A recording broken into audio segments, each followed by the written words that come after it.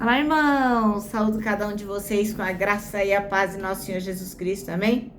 Meu nome é Miriam Anita e estou aqui para ler uma mensagem, estudar com os irmãos o texto D maiúsculo da irmã Erika Andrews.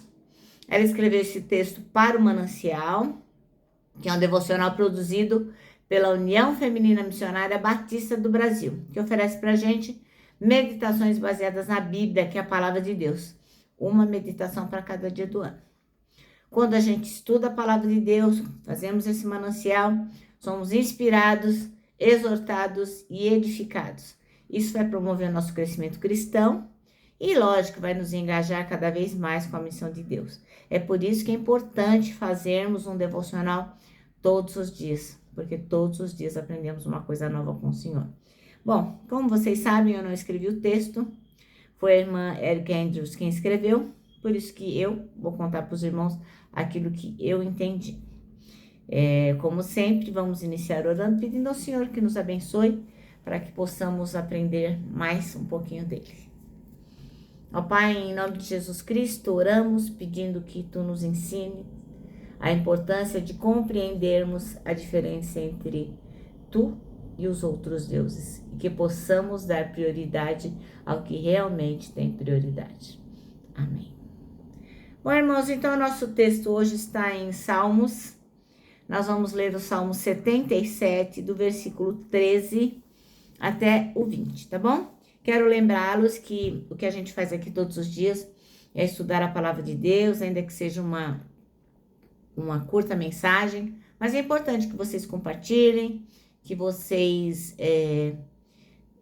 repassem, né, para outras pessoas, para que elas também possam ser edificadas como nós somos todos os dias. Então vamos lá. Capítulo 77 de Salmos, versículo 13. Teu caminho, ó Deus, é santo. Grande como Deus, outro Deus não existe.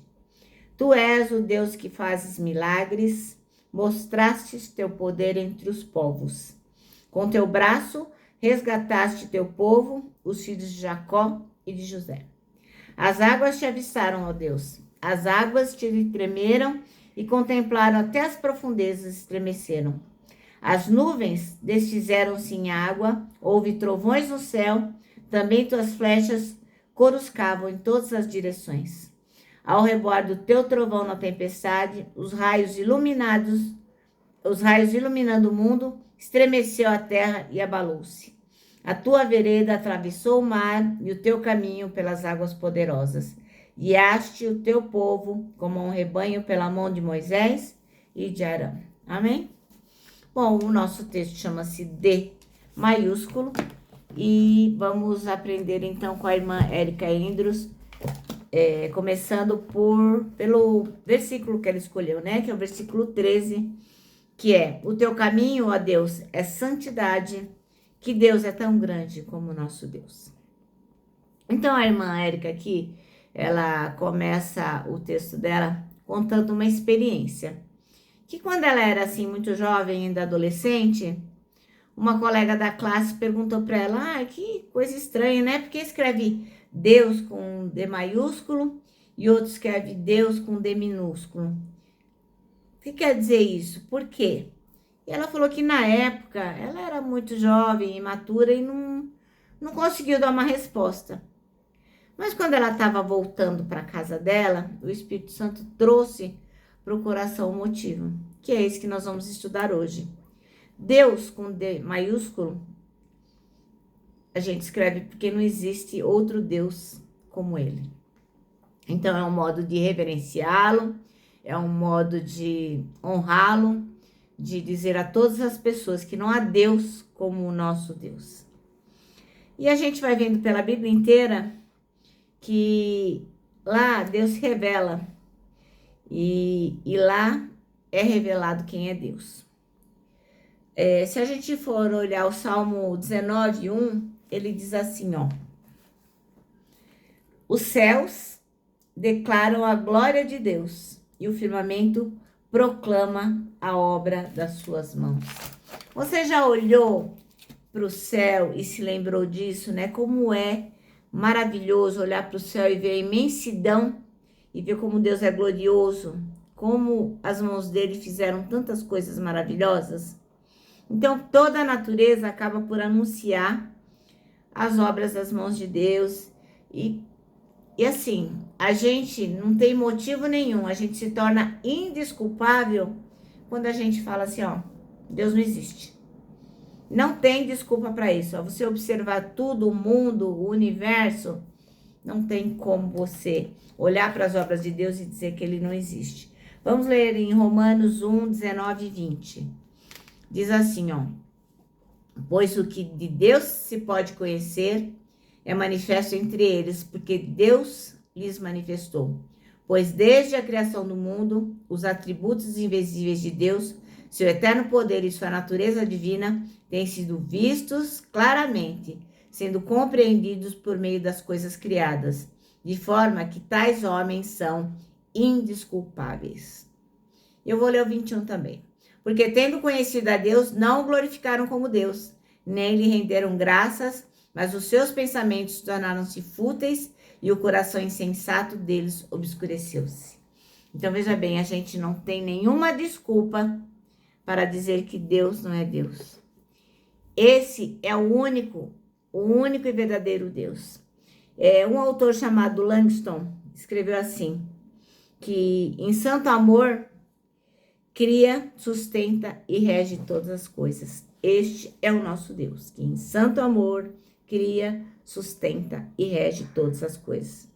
Mesmo ele sendo assim tão poderoso e grandioso, ele ama a gente. Ele se relaciona assim de um modo todo especial com aqueles que o temem.